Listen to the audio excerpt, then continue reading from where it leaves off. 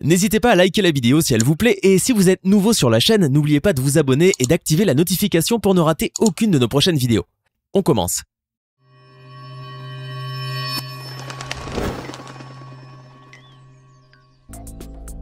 La perte d'un être cher est une épreuve douloureuse, aussi bien chez les humains que chez les animaux. Et le deuil existe également chez ces créatures, notamment chez ceux qui vivent en groupe. En effet, ces derniers ressentent le chagrin et la compassion à la perte de l'un des leurs, et certains d'entre eux ont même leur propre rite funéraire.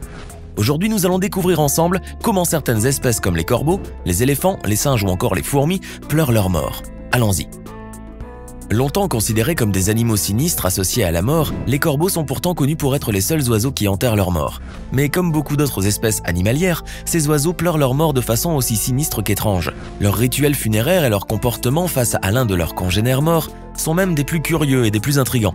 D'après les spécialistes qui ont observé de près les comportements des corbeaux face à la mort, ces oiseaux organisent des funérailles dans lesquelles ils se rassemblent en multipliant les croassements et les battements d'ailes. Toutefois, pour certains chercheurs, ces rituels funéraires sont plus considérés comme une mise en garde contre d'éventuelles menaces. En effet, d'après les observations et les expériences qui ont été menées, les corbeaux rôdent autour des cadavres en les regardant, ce qui leur permet de reconnaître un prédateur quelconque ainsi que le lieu de la menace. En revanche, d'après une étude récente, il a été affirmé que dans certains cas, il s'agirait plutôt de nécrophilie, c'est-à-dire de la tendance de ces oiseaux à avoir des relations sexuelles avec leurs congénères morts. Cela n'arrive que dans 4% des cas seulement, et d'après les chercheurs, cela serait lié au fait qu'une minorité de corbeaux perdent la raison pendant la saison de la reproduction. Tout ceci est bien intriguant. On ne peut pas parler de rites funéraires dans le règne animal sans mentionner les éléphants. Ces grands mammifères sont connus depuis longtemps pour l'attitude particulière qu'ils adoptent lorsqu'un d'eux vient à mourir. En effet, chez les éléphants, la mort de l'un des leurs s'accompagne d'un rituel digne d'une véritable cérémonie funéraire humaine. De nombreuses observations ont été faites auprès de ces animaux, lesquelles ont permis d'étudier leurs réactions quand l'un des leurs perd la vie. On a rapporté par exemple le cas d'une éléphante qui avait perdu son petit et avait porté son corps sur ses défenses pendant plusieurs jours. Un autre témoin, cette fois-ci en Inde, a rapporté l'attitude étrange et émouvante d'un troupeau d'éléphants face à la mort d'un autre bébé éléphant. Le petit était porté par un adulte, probablement sa mère, et tous les éléphants s'étaient regroupés derrière lui pour former un cortège funèbre. Ces animaux à l'aspect social très important sont unis dans la vie comme dans la mort, au point où on leur a longtemps associé un cimetière. Le cimetière en question est en fait un site qui comporte les restes et les ossements des éléphants décédés. D'après les croyances, il s'agirait d'un ancien point d'eau où des éléphants en fin de vie se seraient rendus d'eux-mêmes pour attendre la mort patiemment dans des bains de boue. Cependant, l'existence de cimetières d'éléphants n'a jamais été confirmée. Ce mythe aurait vu le jour après la découverte de squelettes groupés et d'un grand nombre de fossiles d'éléphants au même endroit. Il n'empêche que les éléphants se souviennent de leur mort et n'hésitent pas à se recueillir auprès d'eux, même au cas où l'individu décédé ne fait pas partie des leurs. Ils se déplacent alors lentement vers l'endroit où se trouvent les restes de leurs congénères et s'arrêtent parfois longtemps devant les ossements qu'ils touchent délicatement et avec un certain respect de leur trompe et du bout de leurs pattes, accordant une attention particulière à l'ivoire qu'ils lient à quelque reconnaissance sociale. Les éléphants ont conscience de la mort et respectent les cadavres. D'ailleurs, lorsqu'ils en rencontrent un sur leur route, que ce soit un éléphant ou n'importe quelle autre espèce, ils peuvent tout naturellement le recouvrir de plantes et de feuilles qu'ils arrachent aux arbres avant de l'ensevelir complètement sous l'herbe et la terre, comme en témoignent quelques cas observés. Cela ne peut que témoigner de la vraie perception qu'ont ces animaux de la mort. Avant de continuer, voici la question du jour. À votre avis, parmi ces animaux, lequel est capable de retenir sa respiration sous l'eau le plus longtemps possible? Option A, le dauphin. Option B, la baleine. Option C, le phoque. Choisissez l'option qui vous paraît juste et restez jusqu'à la fin de cette vidéo pour découvrir si vous avez répondu correctement. Saviez-vous que les cétacés, en particulier les dauphins, pleurent leur mort aussi?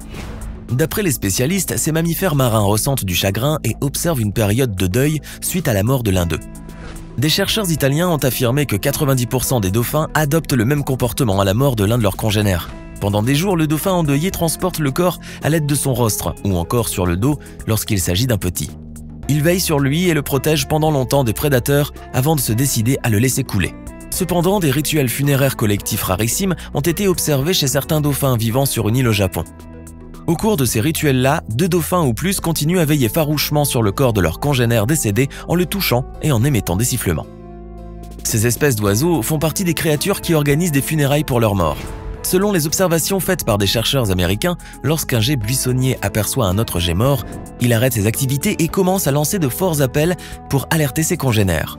Attirés par ces appels, les autres geais arrivent et se rassemblent autour du corps de l'oiseau mort et tentent d'attirer le plus grand nombre de geais possible en continuant à lancer d'autres appels d'alerte. Ces appels servent probablement d'avertissement sur la présence d'un éventuel danger, comme un prédateur par exemple. Il n'empêche que lorsque la mort survient chez les geais, ces derniers adoptent de nouveaux comportements, comme le fait de cesser de se nourrir et de rechercher la nourriture pendant quelques jours, peut-être à cause du chagrin qu'ils ressentent. Chez les girafes aussi, la perte de l'une des leurs peut être suivie d'une période de deuil. D'après l'observation faite par quelques zoologistes qui avaient enregistré 3 cas de girafes pleurant leur mort, la perte d'un girafon oblige la mère à rester aux côtés du corps de son petit pendant quelques jours. Pendant cette période, d'autres femelles viennent à leur tour entourer le corps. Une autre maman girafe a été également vue en train de lécher pendant plusieurs heures son girafon mort-né.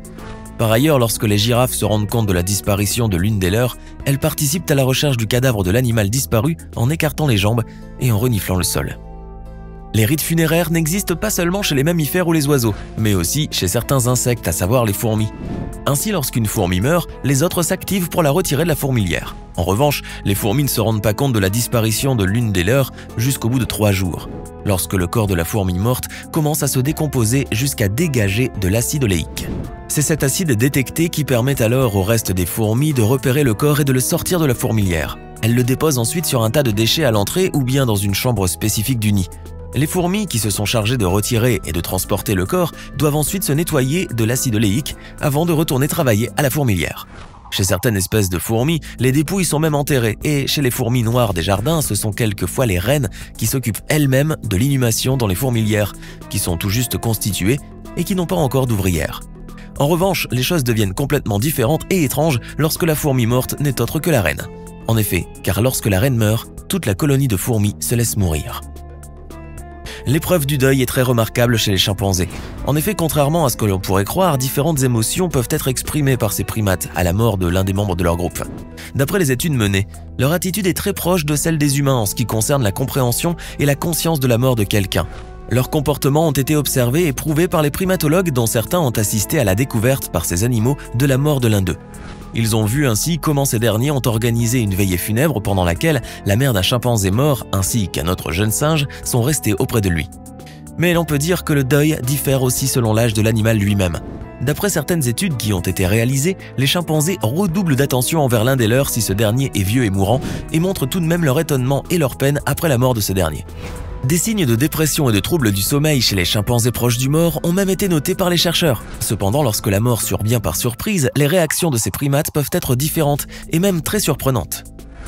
Par exemple, le décès brutal d'un jeune chimpanzé orphelin âgé de 9 ans avait pris de court tout son groupe, mais tous les membres ont veillé à entourer le cadavre de leur attention.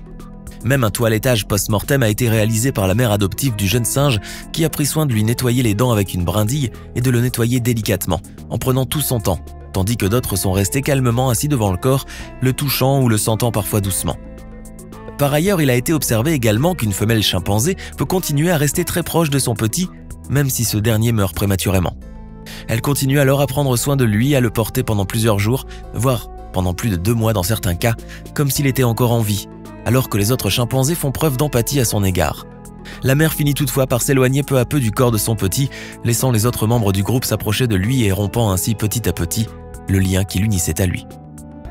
Le concept du deuil a été aussi observé et filmé chez une autre espèce de primate, les langurs, une espèce de singe qui vit en Inde. Pour les besoins de son documentaire animalier intitulé « Espions dans la nature sauvage » et qui était censé montrer la vie des singes, la chaîne BBC avait utilisé un robot en forme de bébé singe afin de suivre le quotidien de ces primates. Le plus étonnant a été le moment où l'un des adultes a tenté de prendre dans ses bras l'animal factice, que tous les autres croyaient être l'un des leurs, et l'a fait tomber du haut d'un arbre par inattention.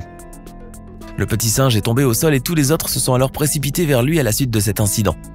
Croyant qu'il avait perdu la vie, ils se sont alors mis à pleurer la mort de leur petit, formant une ronde autour de lui, l'embrassant et s'étreignant pour se réconforter les uns les autres.